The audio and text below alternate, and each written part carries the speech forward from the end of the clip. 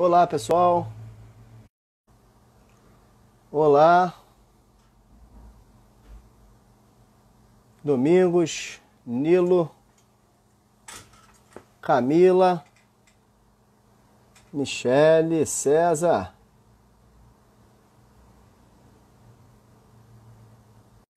Boa noite, Manu.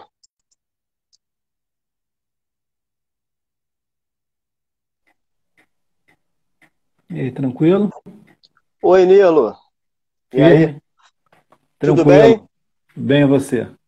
Tudo bem, Rapaz, tranquilo. a dinâmica tá Tudo. melhor. Pegou um sol. É, é. É Hoje bom, eu dei uma caminhadazinha à tarde, faz bem. né? Com máscara, com toda a proteção, bem Isso é distante das importante. pessoas, mantendo o isolamento, é claro. Mas depois de mais de 90 dias, né, em casa, chega um momento que. E aí, Santoro, É, Ximenes, uns amigos aí hoje de coração, tudo hoje bem? todos nós estamos assim, em paz, né? A justiça é algo que tarda, mas não falha. Entendeu? É verdade, é verdade, amigo. Vamos lá, o pessoal tá chegando aí. Eu tive aqui um problema aqui na hora de conexão, problema É, entre o celular e a cadeira, né? é. Ela Mas aí Ribeiro também está mas já, aparecendo. já Guilherme aí. consegui. É, Hum. olá, tudo bem, gente? Sejam bem-vindos. Esperando que essa pandemia passe logo para a gente conviver no nosso saudável ambiente, que é a faculdade, É, né? oi, E a gente Rose. possa viver uma vida normal, Rose aí. Querido Júnior, um grande abraço, meu amigo. Gabriel, todo mundo entrando aí. A Rose também mandou um beijão pra Rose. Beijão aí também para ela. Michele aí, ó, dizendo que tá com saudade de você. É, Pessoal, também dela, ué. Tá sumida. Estamos sumidos, né? Todos, né? Beijinho, meu Vanessa, amor. Valeu. Mariana. É, Mariana foi minha filhotona, é minha filhotona aí. Essa aí também, como todas lá que tem carinho, essa aí é parceirinha também de guerra. Isso aí, boa noite, gente. Pessoal chegando. Hoje o tema é um tema interessante, investigação defensiva. É. Bom, é algo que já se pode fazer, na verdade, há muito tempo, mas a cultura não existia no processo penal brasileiro, né? É, a O fundamento. investigação defensiva é algo assim, de novo, né, na nossa cultura processual.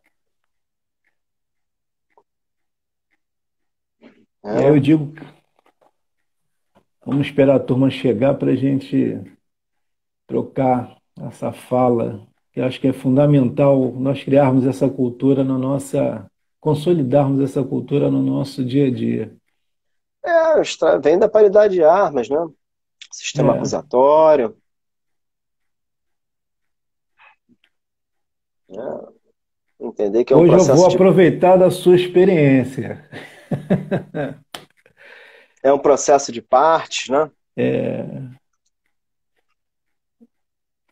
importante assim, da onde a gente tira a leitura, esse tema, essa ferramenta, ela é saudável porque ela conversa com todos os momentos, né? Não só Ó, na investigação, como na Tiago Minagé instrução, entrou aí, saudando nosso ele. parceirinho, nossos parceiros de quem nós temos saudades, né? De convívio. Não, só uma pandemia para fazer a gente, né, ter o coração apertado, né, desse convívio e sentir falta, né?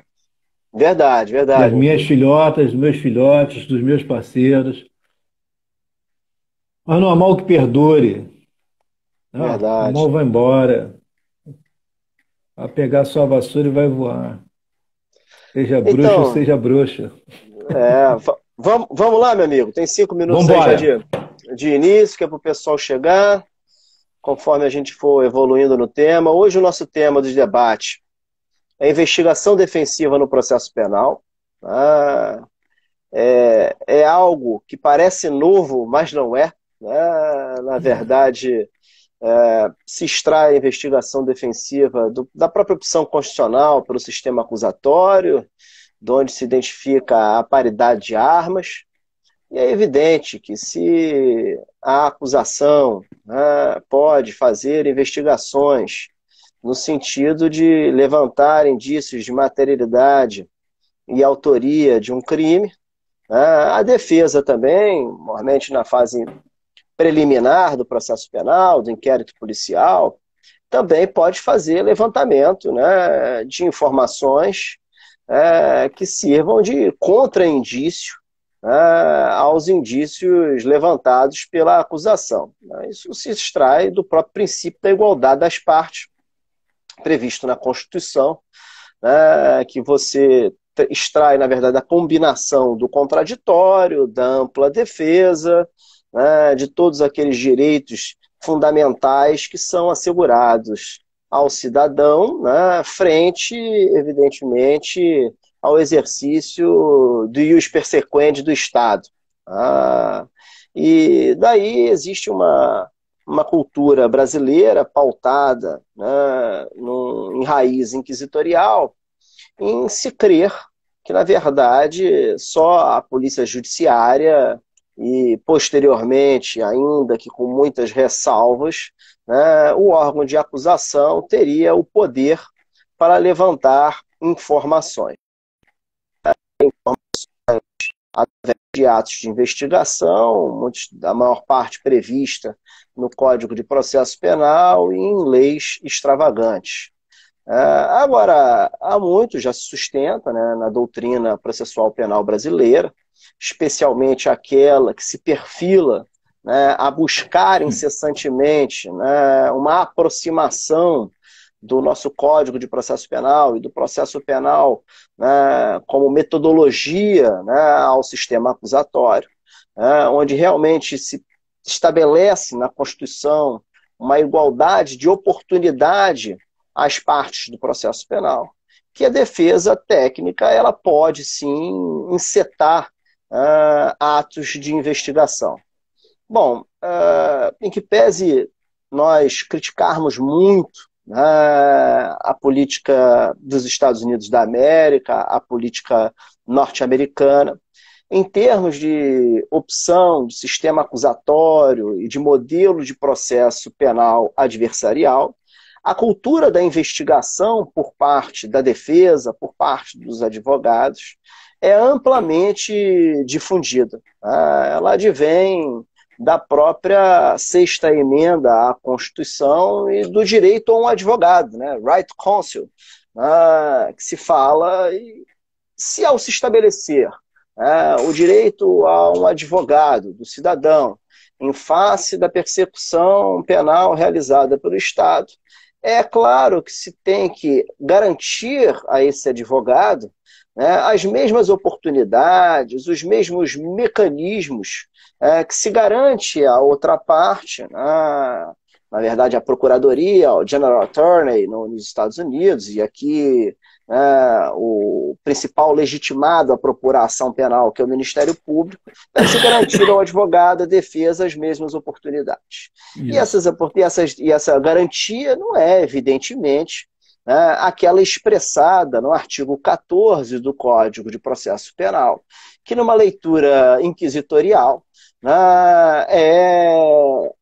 faculta à parte o direito de petição e dá total discricionariedade à autoridade policial, que seria o senhor da investigação, em detrimento dos pedidos do advogado e da defesa para a oitiva de testemunhas, que se oficie a determinado órgão para apresentação de documentos, enfim, aquela ideia de que a autoridade policial teria uma completa discricionariedade de condução da investigação, e o investigado seria um mero objeto dessa investigação e não um sujeito de direitos e deveres representados pelo seu advogado. Bom, o Estatuto da OAB, a Lei 8.906, ela não prevê ali direitos do advogado investigar. e nem estabelece tanto no estatuto quanto no seu código de ética, estándares, balizas para que esse advogado possa se orientar, né, numa atividade investigativa. Contudo, né, já há muito existe essa demanda. Em 2018, né, em dezembro, final do ano, a OAB, o Conselho Federal da OAB, publicou, né, o provimento 188, e nesse de 2018, e nesse provimento, pela primeira vez, há uma disciplina no âmbito do ente regulador da atividade da advocacia no Brasil, de comportamentos e estándares de como o advogado pode fazer uma investigação. Isso gerava muitos problemas, né? Inclusive não só uma questão cultural, mas também uma interpretação equivocada, né, dos crimes contra a administração da justiça, de que o advogado, ao investigar, esse comportamento poderia ser interpretado, como um comportamento para inovar estado de pessoas, inovar estado de coisas, como um comportamento visto para coagir testemunhas e até mesmo dar ensejo a decreto de cautelares encarceradoras contra o cliente do advogado. Então, de certa forma, o provimento 188 de 2018 ele vem disciplinar essa atividade, trazer algum nível, né, de balizamento para a atividade do advogado na investigação e, evidentemente, que a OAB, ao disciplinar, ao tentar estabelecer critérios, né, éticos, né, de atividade do advogado na investigação defensiva, ela também afasta, né, o preconceito, de até mesmo se imaginar que o advogado, ao investigar, poderia ser enquadrado, né, no crime de obstrução de justiça previsto agora na 12.850.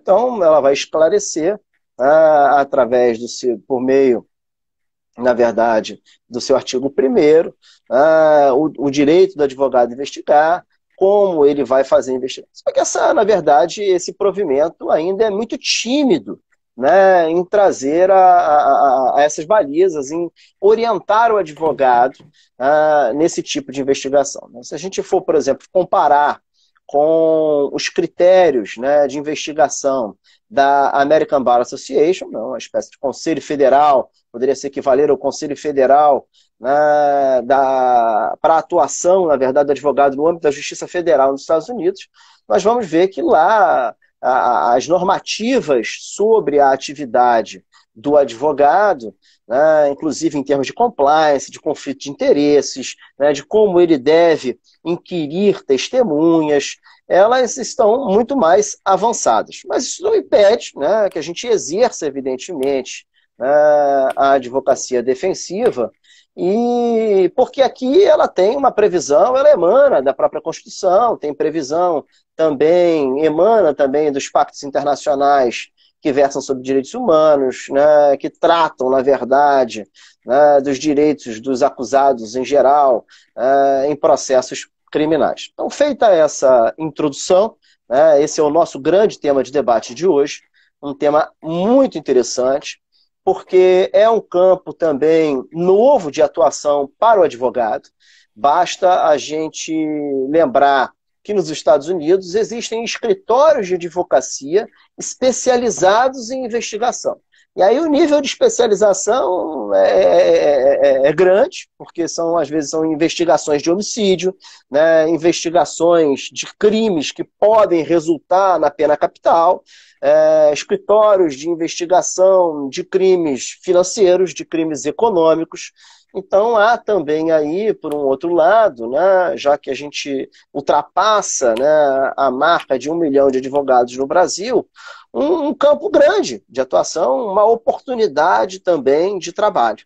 E por outro lado, né, com essa cada vez maior, né, eu diria até mesmo imposição, das cortes, no processo penal brasileiro, como uma justiça de precedentes, e cada vez com maior evolução tecnológica dos meios de investigação, eu acho que já mais do que passou da hora de nós, advogados, professores, estudiosos do processo penal, em desenvolvermos, né, cada vez mais a metodologia da investigação defensiva. É o tema que se coloca, e aí o nosso grande professor Nilo Pompilho, né, agora vai fazer as suas colocações iniciais. Chico, eu agradeço sempre esse carinho, essa forma respeitosa que você me trata, eu devolvo a você. Você hoje é meu grande mestre, né? Meu parceiro aí de guerras. E digo a você, como digo aos meus parceirinhos e parceiras que estão assistindo, todos que estão hoje participando, colaborando nesse momento único em que a gente consegue falar de um tema que, assim, não veio só em razão do provimento da ordem. Esse tema, ainda que de forma acanhada, ele há muito se encontra no nosso contexto de legislação. Você colocou muito bem a velha e clássica figura do artigo 14 do CPP, que lá atrás fala que não só o indiciado, como também, né, todos os envolvidos têm o poder de requerer a autoridade, e o legislador, já em razão dessa matiz muito inquisitorial do CPP, essa versão muito inquisitorial, ele entende que fica a critério da autoridade aferir, né, a realização daquele pedido que foi manejado pela, né, parte ali envolvida, nem parte, né, pelo envolvido naquele evento que se imputa, né, como criminoso. Só que hoje, quando nós falamos em investigação defensiva, nós temos que olhar bem o que significa uma imputação. E eu me recordo que até nesses dias eu conversei, comentei contigo, e os colegas que estão me ouvindo, todos, né, acho que ninguém, não tem quem vai destoar. Tem um trabalho super interessante que eu estou revendo, eu estou realizando uma releitura, que é o trabalho do Antônio Scarenzi Fernandes, quando fala da reação defensiva à imputação. O que é imputação? Imputação não se resume na mera narrativa, descrição de um fato que é dirigido a um determinado personagem hipossuficiente na relação processual, que irá figurar lá no polo passivo, apanhando tudo que tem direito durante a instrução processual. Então, a imputação é muito mais do que isso. A imputação diz respeito até mesmo àquela qualificação jurídica que se atribui ao fato, diz respeito até mesmo àquilo que se pretende a nível de condenação. Todos nós que vivemos nesse ambiente como operadores do direito, sabemos que nem sempre os resultados numa ação penal se mostram de imediato favoráveis ao acusado. Nem sempre, e é raramente, eu digo isso hoje, uma sentença penal se consagra absolutória. Mas quando a gente responde essa imputação, nós discutimos em razão dela até mesmo a quantificação, a qualidade, ou seja, a dose da pena imposta ao agente que foi ali, durante toda a instrução, apontado como autor daquela infração. Obviamente que o juiz, ao condenar, ele não faz só uma conversa com o contexto probatório produzido em sede judicial, ou seja, a prova que foi jurisdicionalizada, que a prova que foi evidenciada no contraditório, em referência ao fato. Autoria, fato, responsabilização, ele também delimita a pena imposta. Então, quando esse autor, Antônio Scarenzi, ele fala, e essa leitura é o aprendizado que eu tiro desse grande texto, ele fala dessa questão da imputação, é fundamental que nós tenhamos uma participação, como diz a Maria Vitória Benevides, quando fala da cidadania ativa, que a gente tenha uma um exercício profissional como uma cidadania ativa desde o momento inicial daquela investigação, que passe pelo momento judicial. E veja, esse provimento 188/2018, de 31 de dezembro, né, de 2018, ele foi muito importante na exata medida em que delimitou e que consiste essa investigação defensiva.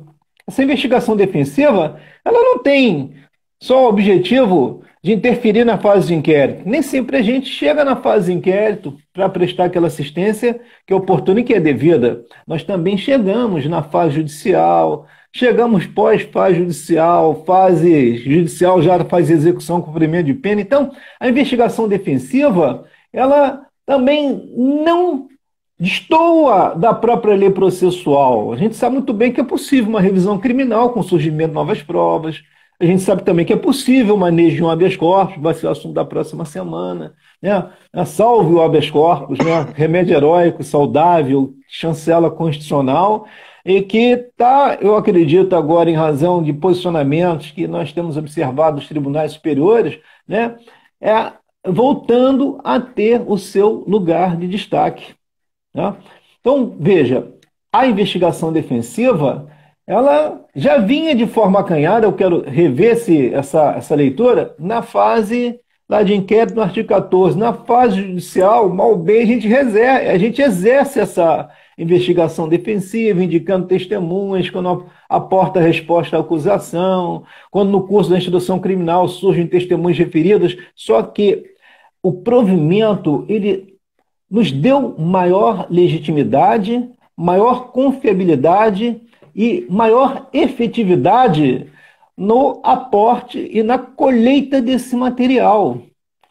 E digo, o provimento, ele entra em consonância com o CPP, com a própria Constituição, quando diz que aquele produto auferido da nossa investigação, nós somos advogados aqui, né? Ele não tem só aquele objetivo da investigação. O objetivo da investigação, da ação penal, é evidente que essa prova produzida, ela tem que sofrer o crivo do contraditório, tá? Para que ela possa melhor conversar no momento em que aquela ferramenta de controle chamada motivação venha a se exteriorizar por parte da autoridade julgadora. Tá? E aí a gente vê, nós temos um outro tema também que eu acho super interessante, que é do Antônio Magalhães Gomes Filho, que é o direito à prova. O que significa esse direito à prova? É um direito fundamental. Eu tenho certeza que essa mesma leitura que você possui. O que é o direito fundamental produzir a prova? A prova somente aquela produzida na fase judicial? Não. Prova fundamental é aquela produzida também na fase inquisitorial. Porque aquela fase que a gente chama ainda de forma clássica inquisitorial, hoje não vem só alimentada pelos dados colhidos no inquérito, ou seja, de inquérito não tem quase nada. Quantas investigações criminais, me corrija se eu estiver errado, né? Nós lançamos mão e encontramos lá, né, meia sola, vamos usar o termo chulo aqui, né, meia sola de dados colhidos e muitas cautelares alimentando com figuras satélites aquela investigação e a acusação, ou seja, hoje eu chamo de proposta, pretensão, proposta acusatória, ela não colheu dados efetivamente indicados no inquérito, e sim das medidas cautelares. Por quê? Porque o Supremo ali legitimou essa investigação feita diretamente, né, feita de forma mais efetiva pelo Ministério Público. Chegou a hora da gente também fazer valer a contrapartida que é a investigação defensiva. Ora, se o Ministério Público ele atua fortemente lá, com até imbuído do elemento surpresa, como se esse elemento fosse alterar o contexto fático na reconstrução, né, daquelas evidências, né, chegou a hora de se ter, e aí você falou muito bem logo no início da tua fala, sobre a ideia da paridade. Por que paridade? Porque quem está ali sendo alvo, por mais que muitos não gostem, é alguém que ainda ostenta a condição de cidadão. E só que tem chancela constitucional. E um parênteses aí com relação ao próprio Ministério Público e à investigação do Ministério Público. para também se romper essa cultura inquisitiva, né, esse olhar inquisitivo de se observar o processo penal. Nós já há muito já escutamos essa ideia da imparcialidade de uma parte.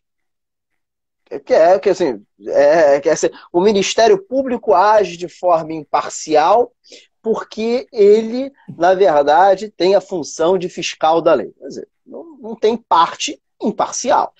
Evidentemente que se a Constituição atribui a ele, né, o dever de manifestar a pretensão punitiva em juízo, quer dizer, ao manifestar a pretensão, evidentemente, isso já está em contradição com a possibilidade, né, de imparcialidade. Não, pelo contrário, ele deve ser parcial.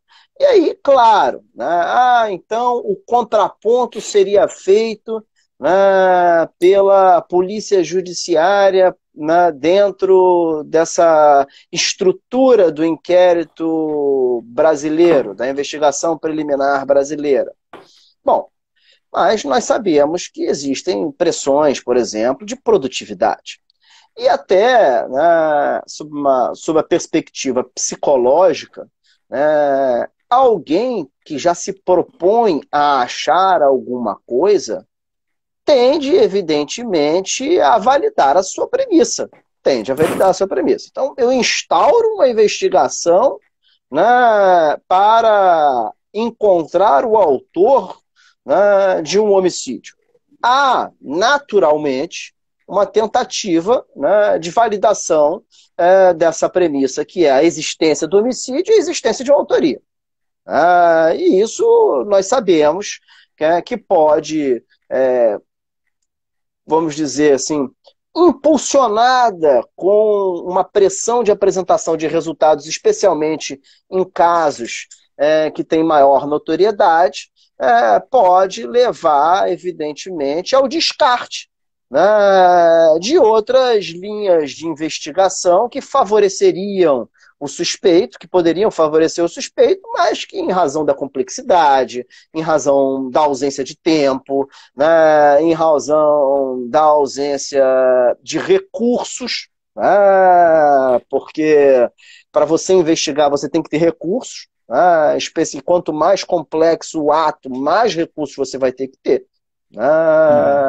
Evidentemente que a investigação de um furto por arrebatamento de um cordão na beira-mar do Rio de Janeiro, ela é muito mais simples em termos de recurso, né, do que a investigação de uma fraude licitatória que envolve agentes empresários, que podem envolver políticos, que tem uma estrutura, né, para sua caracterização burocrática complexa, e essa investigação ela é muito mais custosa, ela envolve muito mais recursos, né, para que ela seja bem feita.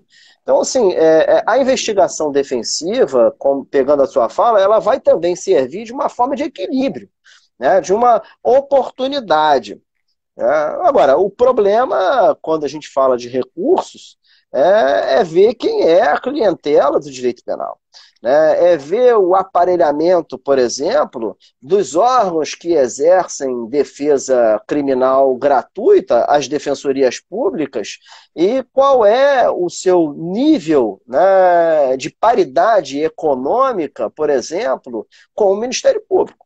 O Ministério Público hoje conta com um grupamento de policiais ao seu dispor, conta com um grupo de peritos ao seu dispor, conta com um grupo de assessores, né, muito bem qualificados, né, ao seu dispor, e em alguns estados do Brasil a gente ainda não tem defensoria pública. Quer dizer, a gente tem a gente tem uma defesa no processo penal, né, sendo exercida por advogado dativo, né, mal remunerado, por sinal. E em muitos estados onde há a defensoria pública não tem estrutura para fornecer, por exemplo, uma defesa na fase pré-processual. Para, por exemplo, realizar perícias, para realizar a investigação defensiva. Então, a gente também tem que avançar em reconhecer né, que a existência da investigação defensiva ela não pode ser só, né, uma segurança formal no provimento, ou até mesmo na reforma do Código de Processo Penal, o PL 156 prevê com um pouco mais, né, de especificidade a questão da investigação. Ela tem que ser também garantida no seu plano material. E garantir a ela, né, garantir também aos acusados que não têm dinheiro para custear um advogado, para que ele possa também, para que ele possa custear, o Estado possa custear a ele, né, uma investigação sólida, uma investigação materialmente viável. Então, eu puxei esse gancho aí porque essa questão também incomoda muito, né? Porque você vai pensar o seguinte: poxa, quem é que pode contratar os grandes peritos? Quem é que pode contratar os grandes escritórios? Porque isso tem um custo. São só os acusados ricos? São só os investigados ricos? E os investigados pobres? E falar também um pouco sobre esse mito da imparcialidade da parte, né, que ainda se sustenta por aí no processo penal. Olha, a gente que vive essa realidade, Chico, a gente sabe Nosso amigo Carlos Luchione entrou, forte abraço. Desculpa, a live tem essa coisa da interação. Mas para todos aí, eu estou vendo parceiros que eu tenho um profundo respeito e que um pouco mais jovens do que eu, vou falar dessa forma, porque eu não sou tão velho assim, eu aprendo muito mais e me diverto. E aí eu digo a você... E as perguntas, Nilo, as perguntas são muito bem-vindas, né? Por favor, façam perguntas, eu vou anotar, a gente pode responder no decorrer da live, vou responder ao final. Se for muita pergunta, a gente não souber, a gente vai estudar, de repente marca uma outra sobre o tema para continuar, sem problema nenhum. Aqui ninguém está, aqui está todo mundo despido de vaidade, né? A gente está aprendendo junto, a gente está aprendendo no debate, a gente está formando o nosso conhecimento na relação intersubjetiva. Nilo, está com a palavra. Mas até para responder essa questão que você falou da imparcialidade, nós que vivemos, todos nós, advogados, né, e dos recém, né, daqueles que estão iniciando, aqueles que já estão, né, fazendo a travessia aí que a gente fala, foram raras as vezes que eu pude observar essa postura de imparcialidade. Eu sou de uma época em que, muito jovem, eu conheci promotores no estado do Rio de Janeiro, figuras maravilhosas, figuras sérias, preocupadas com um processo penal legítimo, um processo penal em que eles ali não atuavam só naquela condição de parte, mas preocupados com a legalidade e legitimidade dos atos probatórios que estariam ali se materializando. Hoje, e não é uma crítica, mas é uma realidade, nós observamos que o processo tornou um conflito. Um conflito onde se observa, que aí você tocou muito bem, que a clientela, grande clientela do processo criminal, é composta de pessoas que são assistidas pela Defensoria Pública, esse órgão heróico que merece de todos nós um respeito, assim, imenso. Eu admiro e assim torço pelos defensores públicos. São figuras maravilhosas porque fazem verdadeiros milagres no contexto em que nós vivemos, nessa realidade de pessoas muito hipossuficientes que dependem daquela assistência como se fosse um SUS, né? No momento em que houver uma política pública efetiva de estruturar a defensoria, como se tem que estruturar o SUS para que você tenha uma maior assistência social, e aí eu incluo a ideia da investigação defensiva sim, porque você desconstrói aquela ideia que nós observamos nas acusações que ultimamente temos observado, né, no sentido de alternâncias nas imputações. É importante, a investigação defensiva é a ferramenta que vai impor uma delimitação, essa forma de alternância que eu confesso me assombra. Eu não posso, por exemplo, e aí eu observo e chamo a reflexão todos os meus parceiros e parceiras, todos nós aqui, a ideia de que é a imputação que Antônio Scaramuzza coloca bem. Quando o legislador diz no 41, a denúncia ou queixa conter a exposição do fato criminoso com todas as suas circunstâncias, significa dizer que eu tenho fatos. que possuem consonância ao tipo descrito, né, na lei penal e que preenchem todos aqueles elementos. Eu não posso, por exemplo, afirmar que aquele servidor público ou solicitou, ou aceitou, ou recebeu.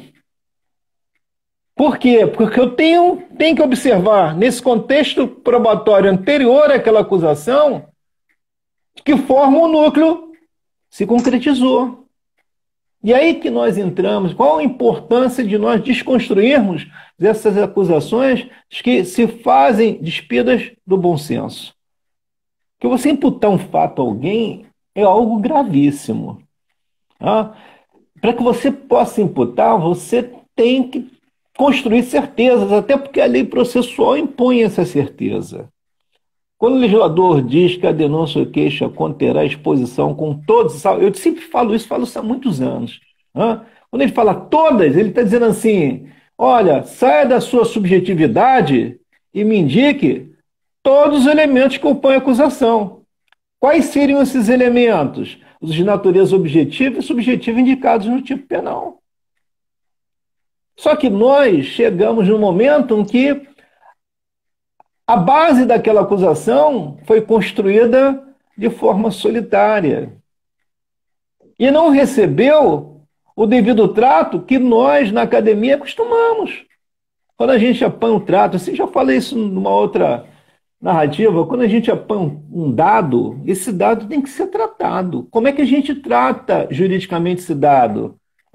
Desconstruindo esse dado e tendo um arremedo de contraditório que o legislador lá no CPP já delimitava no artigo 14. O artigo 14 é um artigo construído num período assim, político muito ruim, né? A gente tem essa leitura hoje. Mas tem seu viés, qual é o seu viés? Ele fala da necessidade de se permitir aquele outro envolvido, eu não vou chamar de parte, que ele possa colaborar naquela investigação para que ele possa chegar na ação penal e debelar todos os elementos daquela narrativa construída em alternância. Eu não posso falar que fulano furtou, ou seja, subtraiu ou subtraiu mediante violência ou grave ameaça, esses elementos não se compõem. Eu tenho que falar que ele subtraiu. Né? Ou então que ele subtraiu mediante emprego de violência ou grave ameaça. Eu tenho que ter esses elementos. Mas esses elementos têm que me permitir também o quê? O que o legislador hoje faz, até mesmo por conta da reforma que na semana passada nós falamos, ao tratarmos da prisão preventiva. Hoje, a ideia do contraditório vai se materializando na lei processual por imposição constitucional e pela prudente resposta que os tribunais, aí eu digo, superiores, têm colocado da necessidade de maior conversa, de maior diálogo nessa reconstrução dos fatos. A investigação defensiva vem nessa linha, né, de se ter uma maior visualização desse evento, desse fato. Por quê? Porque quando você dá muita autonomia a determinado órgão, né, você chega às raias do autoritarismo. Nós estamos, assim, em um momento de reflexão sobre esse tema, né?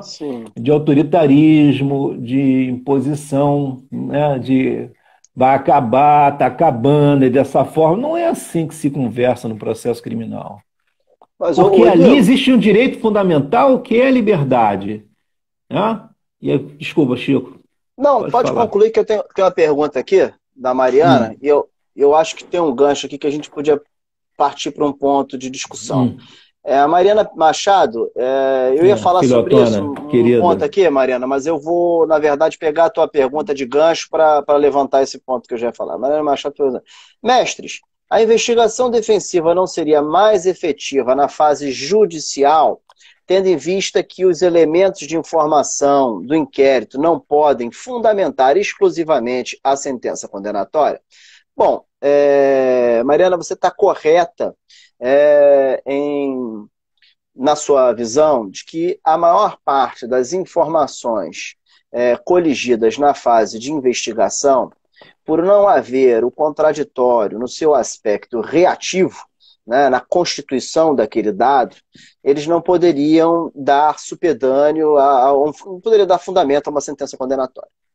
Entretanto, nós temos, né, a figura, especialmente em cautelares, né, probatórias no processo penal, que retardam esse contraditório para a fase judicial.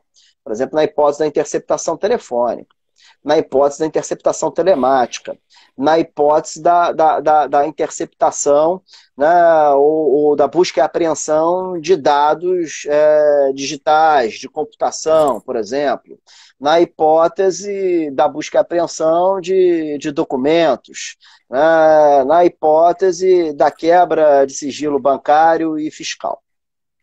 Nesses casos, os dados devem ser apresentados na investigação, e, evidentemente, essa reação sobre esses dados ficaria postergada, claro que encerrar, e tem as questões de encerramento das diligências, né, o encerramento das interceptações, enfim, o verbete sumular vinculante número 14, que você não vai dar acesso, enquanto a diligência estiver acontecendo. Agora, tem uma questão ontológica na investigação defensiva, eu chamo a atenção para a palavra defensiva, que é o seu nascedouro sair da investigação da acusação.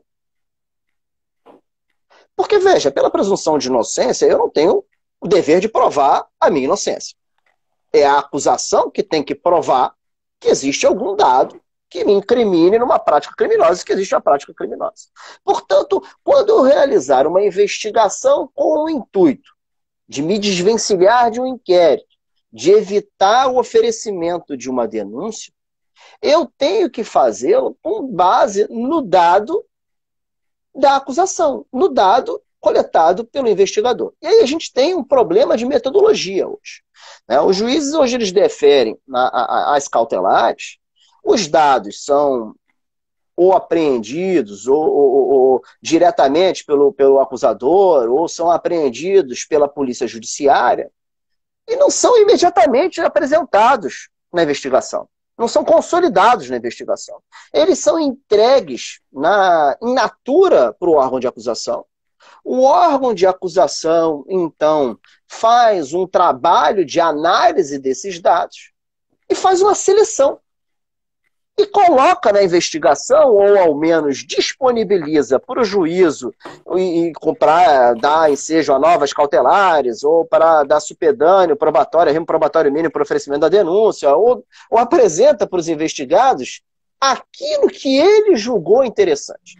Bom, isso é um problema enorme. Isso é um problema enorme. E, evidentemente, que isso vai obstar, né, o próprio direito de defesa e de investigação do próprio acusado, do próprio investigado. Esse advogado ele tem que ter acesso os mesmos dados in natura que a acusação teve. Isso é evidente, porque só assim, por exemplo, pode verificar se a cadeia de custódia foi cumprida, se há uma cadeia de custódia. Só assim ele pode verificar a rigidez da prova. Veja, quando nós estamos falando de uma testemunha, né, e aqui a gente tem essa cultura da prova testemunhal, né, o Ministério Público arrola fiscal para dizer se autuou em crime tributário. Aí o fiscal vai em juízo e reconhece. O senhor assinou esse auto de infração? Assinei. O senhor assinei? Não, eu já tenho 5 anos que eu autuei, faço zilhões de autuação, quer dizer, para quê? Né? Mas enfim, é a cultura da prova oral. Agora, quando a gente está trabalhando com outros dados de prova, né, com outros meios de prova, quando a gente está trabalhando com dados mais sofisticados, a possibilidade de manipulação desses dados é muito alta. Por isso se deve garantir à defesa o acesso ao dado para que ela possa depois, por meios próprios, verificar a rigidez do dado. Para que ela possa, por meios próprios, buscar outros dados que possam refutar, por exemplo, a existência do crime, que possam refutar a própria autoria. E aí a gente vai ganhando, vai vendo como é que a atividade investigativa defensiva ela vai ganhando uma importância, especialmente nos maxi-processos, nos casos muito complexos. E aí isso bate também, eu vou passar a palavra para o professor Nilo, Nilo, isso vai bater também justamente naquele projeto de pesquisa, né, que a gente está junto, você está capitaneando aí, de realmente a gente ter que ter acesso aos dados, né, carreados pela investigação. Isso assim, digo aí, nesse caso, talvez nesse único exemplo, né, o direito adversarial norte-americano, ele possa servir de guia, né, para a gente pensar metodologias, né, e estándares para o processo, para a investigação defensiva e para próprios limites, né, de tratamento de dados por parte dos investigadores e até mesmo por parte dos acusadores. Está contigo, Posso Nil? falar? Pode. Em complemento até o que você está falando, e bem, colocou muito bem, acho que essa é fundamental, e isso já tem sido alvo de trato por colegas nossos na academia. A gente vai à essência do que significa a investigação defensiva, e essa essência é indicada no artigo 1º logo do provimento. Ela não tem só a finalidade de servir a fase de inquérito, a fase das cautelares, que se concretizam, a gente sabe muito bem, naquela máxima latina, inaudita, ultrapassada, ou seja, sem ouvir a parte contrária, entendeu? Elas elas constituem um complexo de atividades que devem ser exaustivamente, a gente coloca dessa forma, atividades exercidas pelo advogado com ou sem um apoio técnico, tá? E tem, por fim, interferir. Aí eu vou alterar um pouco o conceito, interferir não só no inquérito, como também na fase de admissibilidade de uma acusação, ou seja, na forma como você... Hoje nós falamos em 2 juízos de admissibilidade da acusação. A gente tem direito... Hoje nós observamos que aquela primeira admissibilidade não está vinculando a segunda, e essa primeira admissibilidade da acusação também não traz matérias que vão estar cobertadas pela preclusão. Eu gosto da fala da Pellegrini, que diz que no processo raramente se fala em preclusão. E aí a gente aporta na resposta dados que foram alvos dados, elementos que foram colhidos nessa investigação e que podem mudar o enredo daquela admissibilidade, impondo até uma absolvição sumária ou, no outro aspecto, até mesmo um juízo de revisão da admissibilidade com lastro no 395 do CPP. Mas eu vou além, né? Eu digo mais a vocês que a investigação defensiva ela pode interferir lá na fase recursal, porque o tribunal também não está impedido de paralisar o julgamento de um recurso em razão de dados que possuam relevância e que possam aquele julgamento ser convertido em diligências para aqueles elementos que são fundamentais venham a ser efetivamente ali dirimidos, ou seja, elucidados, para que se possa impor maior perfeição na entrega da prestação ali. Digo mais, assim, a lei processual penal, ela é fabulosa, a Constituição também, porque dá um relevo a essa ideia da investigação defensiva na exata medida em que permite uma revisão criminal, porque surgiram novos dados, surgiram novas provas. Está lá na lei quando a gente fala em revisão criminal. Então, assim, a gente não está falando de instituto ou de uma ferramenta nova. A gente só está consolidando o conceito. Eu estou falando assim, em consonância com o que você disse. Claro. Né? Nós estamos impondo uma ferramenta que já conversa muito com o processo, mas conversa de forma tímida, porque a gente aprendeu, né? Criou aquela cultura da década ainda de 70, de observar que o delegado de polícia é responsável pelo inquérito e na fase judicial o Ministério Público, né? Aquele horror do acusador a qualquer custo e do investigador a qualquer custo. Não, investigação é uma ferramenta interessante. É uma ferramenta que tem que ter um trato, né, mais efetivo na lei processual para que ela possa vir em correspondência ao dogma da igualdade constitucional, ao dogma da legalidade. Por exemplo, eu não posso ouvir uma testemunha de qualquer forma. A gente está falando aqui em videoconferência, mas para que eu possa a gente passa por isso, ter legitimidade no ato, tem que ter a forma previamente estabelecida na lei.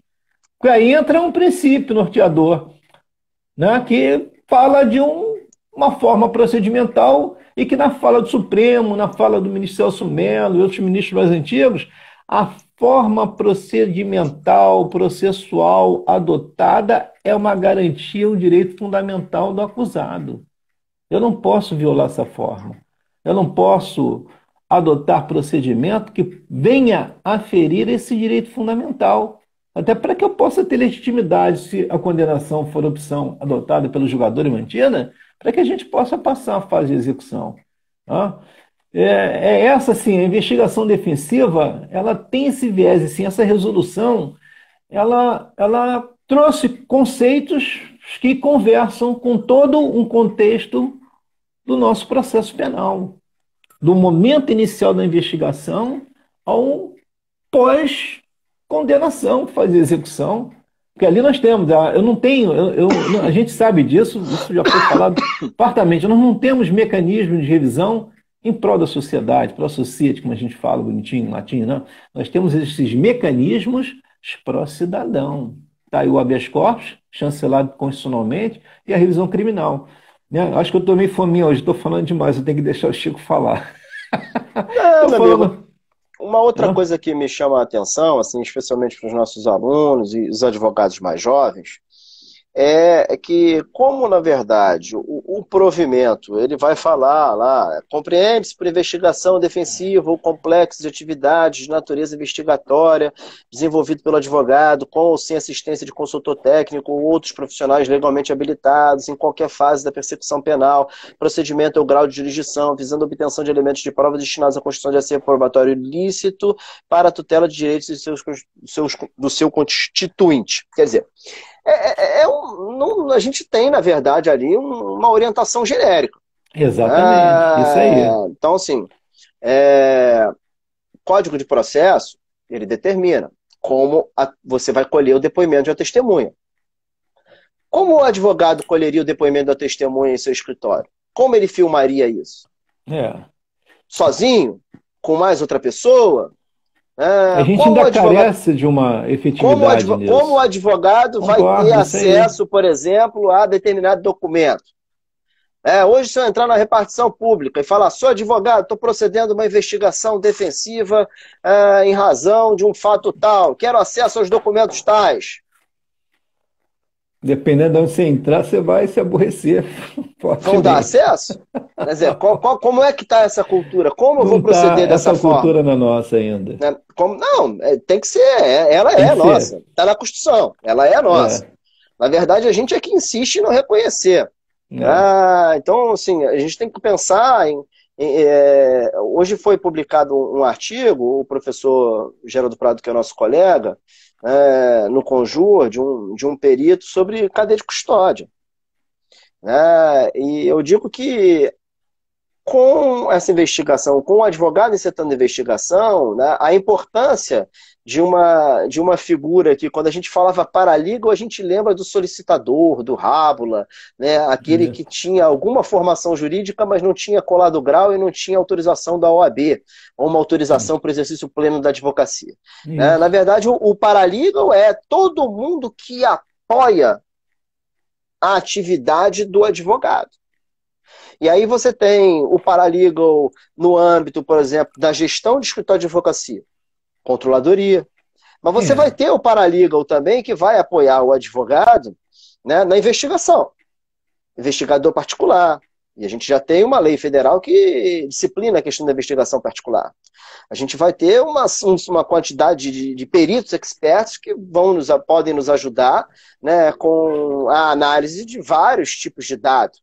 Peritos especialistas em interceptação telefônica, peritos especialistas em local de crime, peritos especialistas em documentoscopia, peritos especialistas em fraudes financeiras. Então a gente começa a ter também uma interdisciplinaridade maior da atividade do advogado na investigação. E quer dizer, o advogado ele vai ter que também se munir de saberes para essa postura proativa. Ele não basta ele só saber falar o não e apontar onde está o erro. Ele vai ter que saber coletar a prova. Ó, o Cuco, Salve! Pô, hoje ele 20 falou horas, alto. 20 horas, 20 horas. Esse cuco faz parte da live. Sem live, sem cuco, não tem Pô, não graça. vale a pena, Então, assim, concordo. esse advogado, ele vai ter que trabalhar suas competências também para saber buscar esses elementos de informação. E saber buscar esses elementos de informação e se apresentar, porque ele, ao contrário da acusação, não tem o dever de apresentar, e aí andou bem o provimento 188 que ressalva isso, quer dizer, evidentemente que o advogado não tem a obrigação de produzir uma prova contra seu cliente. E ele vai ter que desenvolver essa competência para trabalhar esses dados, mas se apresentar também saber demonstrar que o colheu de uma forma lícita.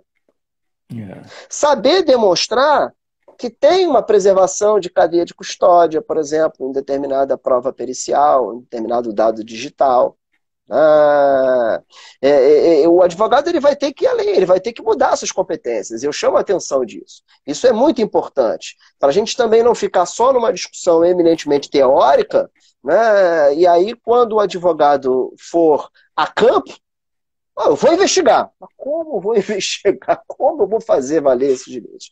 Isso daí eu acho que caberia, né, até depois numa próxima live, da gente partindo para um outro modelo que não o modelo do Instagram, que a gente só consegue ter 2 atores, né, a gente convidar, de repente, um perito expert, um bom investigador, para conversar conosco, né, para a gente começar a pensar no desenvolvimento dessas competências. Então, eu queria chamar a atenção para isso, chamar a atenção também, né, para o artigo 158A e 158F, né, introduzido ali pela lei anticrime, no Código de Processo Penal, que disciplina a cadeia de custódia na legislação processual brasileira. Então, assim, o advogado tem que entender daquilo. Ele tem que entender daquilo para impugnar e tem que entender daquilo para produzir o dado. Para ele poder ser, ele vai se colocar como investigador, ele tem que saber produzir o dado. Isso aí é fundamental, eu acho, sabe? A gente pensar nas competências, né? E também, ao pensar nas competências, pensarmos na nossa responsabilidade. Qual é a nossa responsabilidade em desenvolver uma investigação e ter uma conduta proativa e optar por um comportamento passivo, de impugnação? Isso tem que ser compartilhado com o cliente. O que o cliente quer? Qual é o risco que você tem? Se o advogado não compartilha isso com o cliente, ele não, a princípio, não incorreria em dever ético. Estaria ali acobertado por opinião jurídica, enfim, análise do caso, estratégias. Mas será que ele não tem o dever, se ele percebe que tem uma falha, de desenvolver isso? São questões muito interessantes que elas vão surgindo ao longo do debate sobre esse ponto da investigação defensiva que eu queria colocar aqui também. Pode fazer mais uma colocação aí, Nilo. Estou vendo que você está... Eu não, estou só observando. Você está me olhando com esse risinho de canto de boca aí, pô? Não, eu concordo plenamente contigo. Eu acho que é fundamental. E eu gosto muito desse trabalho do Geraldo, que fala sobre a quebra da cadeia de custódia. E, assim, essa ideia do dado colhido e do dado só permitido a um personagem que se tornará parte na relação processual, isso é pernicioso. Se aquele dado foi colhido por força de uma determinação judicial, não foi colhido diretamente, até mesmo colhido diretamente, ele tem que ficar num ambiente neutro para que todos os envolvidos tenham acesso e possam realizar o efetivo tratamento daquele dado, né? De forma ou a lançar a mão da acusação ou até por uma boa defesa. Isso é fundamental. O dado não pode só, e eu faço minha sua leitura, ficar ao critério de um personagem da relação processual, como acontece hoje. A gente só vai reverter esse dado lá no final, né, do quinto tempo, entendeu? Eu acho que a gente está indo já para o finalzinho. Eu vou fazer o Perfeito. seguinte, só quero falar uma coisa para ter a minha honestidade, né, acadêmica aqui. Eu só queria citar minhas fontes, né, até para os alunos. Olha só, faltam 27 segundos. A gente vai cair e vai voltar. Mas eu já Ok. queria falar aqui do Edson Luiz Baldan, investigação defensiva, o direito de se defender provando, RBC Crime 64253273, né, a investigação defensiva do nosso colega Diogo Malan, né, o André Augusto Mendes Machado, com Você investigação já criminal falou? defensiva, né,